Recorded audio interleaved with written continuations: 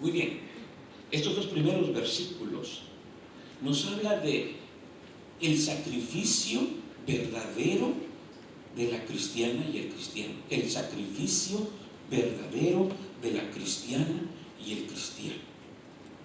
Cuando se usa la palabra sacrificio, se refiere a los sacrificios del Antiguo Testamento. Ustedes saben que tanto en el Antiguo como en el Nuevo Testamento a veces usan figuras similares, ¿verdad? Para ilustrar algo. Está trayendo lo que eran los sacrificios del Antiguo Testamento. El sacrificio era un animal que se traía para ser sacrificado y ser entregado a Dios, ¿verdad? De acuerdo a las especificaciones de la ley. Si era un buen sacrificio, Dios lo recibía. Si no era un buen sacrificio, Dios no lo recibía. Si ustedes se acuerdan, los dos sacrificios más antiguos que vemos en la Escritura, bueno, algunos dicen que no, pero bueno, es el sacrificio de Caín y Abel. ¿Se acuerdan de él? Si han leído la Escritura, ¿verdad? Que Caín ofreció un sacrificio que no le gustó a Dios, y Abel ofreció un sacrificio que fue agradable a Dios. Ahora, Caín y Abel no tenían todavía ley, la ley de Moisés, para saber específicamente cuáles eran los requisitos que validaban ese sacrificio, ese animal que mataron para Dios. No lo sabían, pero el Señor, nuestro Dios, miró más la actitud con el que entregaron ese sacrificio a Dios, y se encontró entonces que el sacrificio de Abel era agradable, pero el sacrificio de Caín no era un sacrificio agradable ni un sacrificio verdadero. Y entonces, pues Dios no recibió el de Caín, a lo cual Caín se molestó y entonces se levanta y mata a su hermano Abel. Y lo que él hizo refleja el sacrificio que había entregado a Dios. No solamente lo que tenía en su corazón, sino refleja también la acción que vino después de la desaprobación de Dios de ese sacrificio. Entonces, Pablo en su epístola trae ese ejemplo de sacrificio para explicarnos que nuestras vidas son como un sacrificio vivo, no como los animales, pero que no nada más es si traemos algo a Dios, o no consiste solamente en traer el domingo nuestra adoración, no consiste solamente en traer nuestra ofrenda a Dios, consiste en que todos los días, desde que nos levantamos hasta que nos acostamos, debemos ofrecer esa vida nuestra como Dios quiere que la vivamos. Ese es el sacrificio verdadero, o el sacrificio vivo. Me extraña cuando dice, o me sorprende, o me llama la atención cuando dice un sacrificio vivo. Paul the Apostle says that a living sacrifice, un sacrificio vivo. No estamos vivos solamente el domingo. We do not resurrect on Sunday with Jesus. We resurrect to a new life every day from Monday through Sunday. Resucitamos a una nueva vida con Cristo Jesús de lunes a domingo. No nada más el domingo. No nada más ofrecemos un sacrificio agradable al Señor la hora que venimos a agradar al Señor aquí. Sacrificio vivo. Lo contrario es un sacrificio muerto, que no tiene vida. Sacrificio vivo. Y luego dice, un sacrificio santo, que Dios lo aprueba, y agradable. Esa palabra agradable va con algo que se llama adoración. La adoración, hermanos, no solamente es venir y cantar cantos y escuchar el sermón y hacer lo que tenemos que hacer el domingo, que muchos piensan, ¿verdad? Incluso a veces dividimos los cantos y los himnos. Los que son de alabanza son los más movidos, y los que son de adoración son más solemnes. Está bien si dividimos de esa manera, pero adoración no nada más es eso. Tiene que ver con lo que hacemos todos los días si nosotros agradamos al Señor en cada cosa que hacemos todos los días, en cada decisión, si realmente eso le agrada a Dios. Entonces no se les va a olvidar a partir de hoy qué es adoración. Adoración es agradar a Dios. Punto. Voy a dar una definición de lo que dice el diccionario. Es agradar a Dios. Eso es adoración. Agradar a Dios. Nada más es venir el domingo a hacerlo. Agradable a Dios. Y luego dice que es vuestro culto racional, dice en español. Que en una versión, creo que es la versión internacional, dice our proper and true worship. Otra vez, adoración no es lo que solamente venimos a hacer el domingo. No es solamente eso. Dice proper. En otras versiones, proper, como la versión en español, que es propio, también se dice que es racional. Dios quiere que vivamos una vida que le agrade a Él, que sea racional, o sea, que sea razonable, to be reasonable. Hay algunos cristianos que no, como que se extrañan o se molestan cuando decimos que debemos razonar la Biblia. Razonar la Biblia no necesariamente es desafiar la Biblia, sino razonar la Biblia es leerla, entenderla y dejar nuestras ideas antes de leer la Escritura, para que la Escritura entonces nos diga lo que Dios nos quiere decir. Eso es algo razonable, eso es algo propio. Como cristianos y cristianas, Dios quiere que vivamos una vida que le agrade a Él, que sea razonable. Lo contrario de razonable es algo que no es razonable. Es algo que se llama fanatismo. No es fanatismo. Les voy a explicar, les voy a dar unos ejemplos más o menos, ¿verdad? Por eso le dije que en estas palabras tan pequeñas se incluye todo el evangelio práctico que debemos de vivir. Cuando hablamos de racional, hablamos de vivir un cristianismo, una vida que le agrada a Dios con sentido. Por ejemplo, cuando leemos la Escritura y si no la estudiamos bien, vamos a terminar haciendo barbaridades. Por ejemplo, ¿han escuchado ese pasaje de la Biblia que dice: si tu ojo te es ocasión de caer? ¿Cuántas veces hemos caído y hemos desobedecido a Dios en nuestra vida? Entonces, ¿va a sacar sus ojos? Va a hacer algo que no le agrada al Señor. Saco un ojo y al rato voy a hacer algo que no le agrada al Señor y saco el otro ojo. Ya no hubiéramos todos con dos hoyos negros caminando. ¿Se fijan? Es que como está en la Biblia, así debe de ser. Pues sí, pero ¿qué quiere decir con eso? Tenemos que leer bien la Escritura.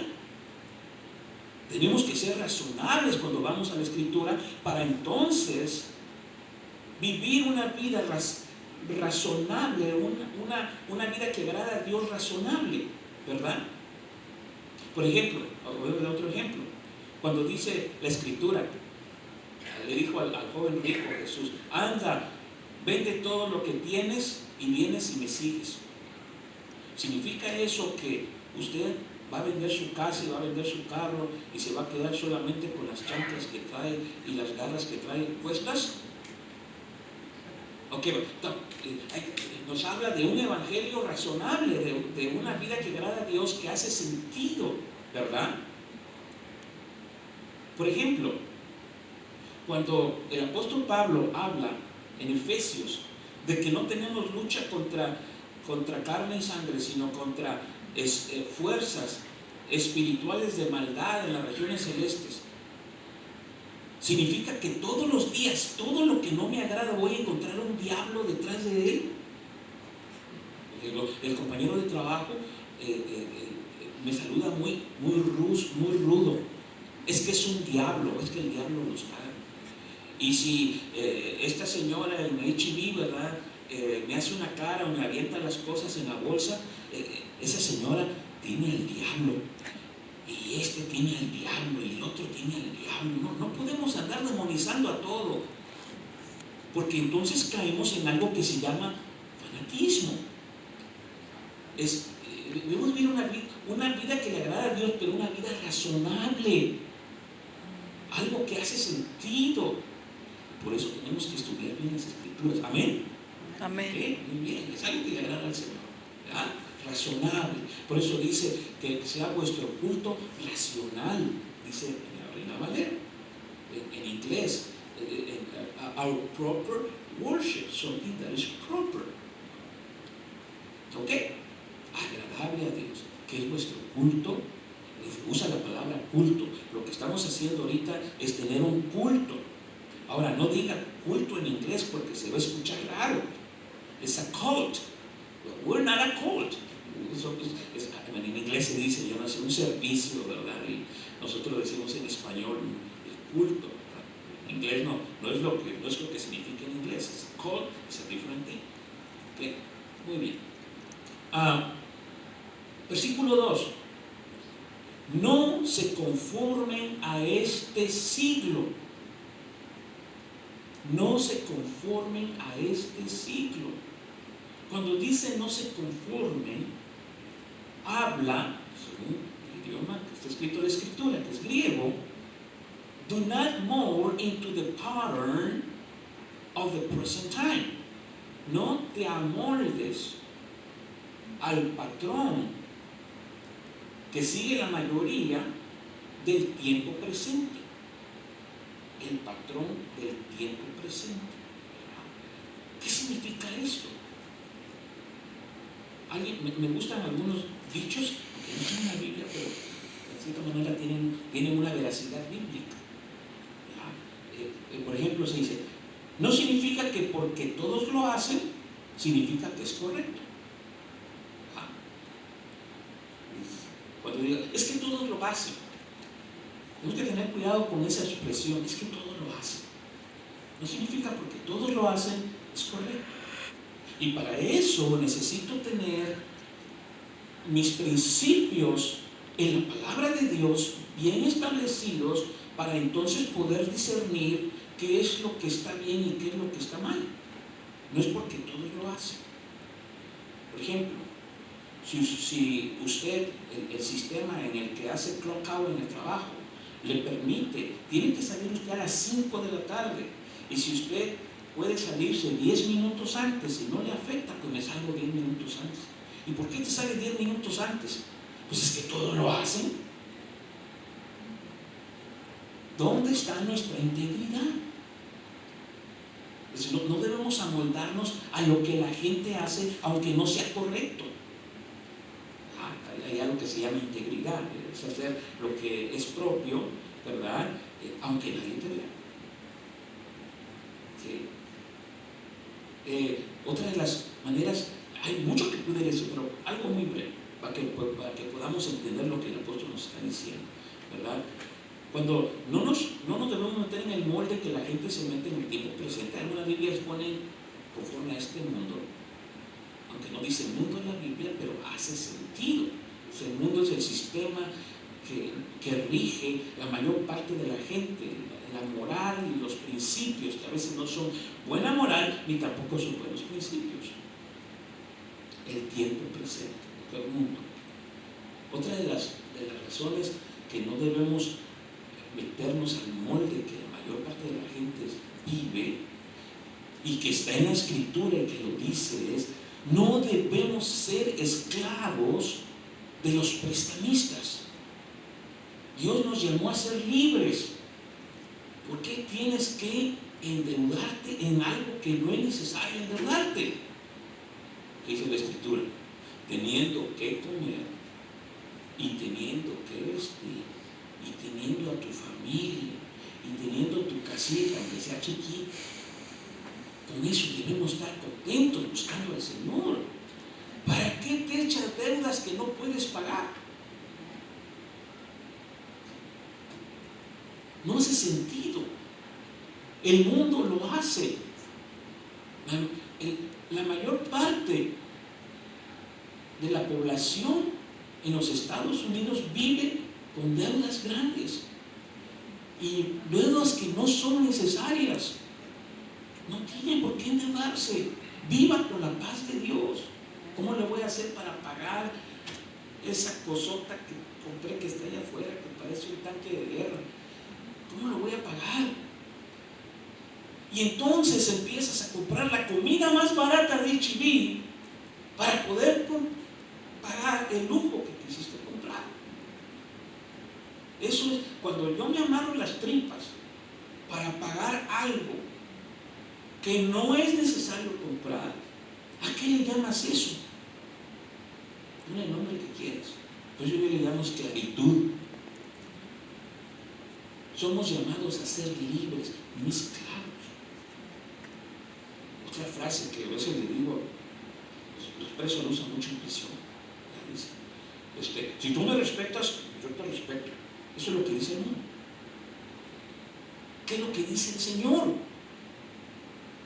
Amarás a tus enemigos. Cuando tú respetas a alguien que te respeta, entonces cuando no te respeta, tú te vas a comportar irrespetuoso. Entonces estás haciendo lo que vas a actuar de la manera como la otra persona va actuando. Eso es ser un títere de la gente. No me voy a rebajar a como él o ella me trata. Voy a hacer lo que Dios quiere que haga. La cristiana o el cristiano. Y voy a ser respetuoso. Y voy a ser amoroso. Pero el mundo, ¿qué dice? Si me la hace, yo te la hago. ¿Verdad? Como dice la canción, porque a las buenas son muy buenos, pero a las malas, esa la sabe, ¿verdad? Hermano Montoya. A las buenas son buenos, pero a las malas son muy malos. ¿Han escuchado esa? ¿Sí? Este hermano quiere tocar la guitarra y echarse un grito. Okay. ¿Ah? Eso es lo que nos dice en la Escritura. ¿Ah? También no interesarse por los demás, cada quien su vida. Y nos llama a amar al prójimo. Y puedo mencionar, tenemos que vivir realmente la vida que Dios quiere que vivamos de acuerdo a las Escrituras de una manera razonable. Estamos sumarizando todo esto, porque dice ahí, ¿qué es la voluntad de Dios? No nada más es decir, ¿qué es la voluntad de Dios? Si usted analiza lo que Pablo está diciendo aquí en la epístola, ¿verdad? La buena voluntad, Dios dice, transformados por medio de la renovación de nuestro entendimiento. ¿Cómo vamos a renovar nuestro entendimiento? Como lo está planteando el apóstol Pablo en las palabras anteriores. No nos conformamos, no nos metemos al molde de la gente, pero pensamos diferente. Y si estamos pensando como el mundo, tenemos que empezar a pedirle a Dios que renueve nuestro entendimiento, nuestra manera de ver las cosas. Porque si hacemos todo esto, hermanas y hermanos, entonces vamos a saber cuál es la voluntad de Dios.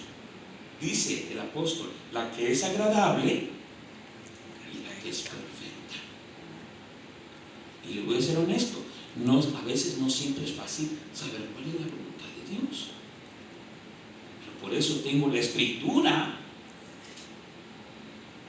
para leerla todos los días y ver cuál es la voluntad de Dios. Pero leerla ¿cómo? Como dice la palabra. Leer la conciencia, leerla razonablemente, y no solamente agarrar los versículos que me gustan. Porque pasa eso, pues el cristianismo está como está. Amén. La buena voluntad de Dios. Nuestra adoración debe de ser un sacrificio verdadero de acuerdo a la voluntad de Dios. Que el Señor bendiga su palabra en nuestros corazones y entonces podamos vivir una vida que realmente le agrade al Señor. Porque cuando eso pasa, hermanas y hermanos, nuestra vida empieza a cambiar. La vida de nuestra familia empieza a cambiar. La vida de nuestra iglesia empieza a cambiar. Que así lo quiere el Señor. Pónganse de pie, vamos a tener una palabra de oración. Padre bendito.